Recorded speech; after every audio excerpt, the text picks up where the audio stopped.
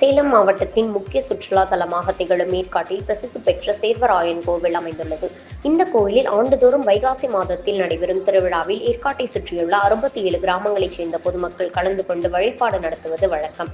இந்நிலையில் இக்கோவிலுக்கு சொந்தமான சுமார் 4 ஏக்கர் நிலம் ஏற்காடு மஞ்சக்கோட்டை பகுதியில் உள்ளது. இந்த நிலத்தை சில தனிநபர்கள் சட்டவிரோதமாக ஆக்கிரமித்து அங்கு விளையாட்டு மைதானம் அமைத்து வருவதாக குற்றச்சாட்டு எழுந்துள்ளது. இந்து சமய அறநிலையத்துறை விதிகளின்படி இத்தகைய நிலங்கள் விவசாயத்திற்கு மட்டுமே குத்தகைக்கு விடப்பட வேண்டும்.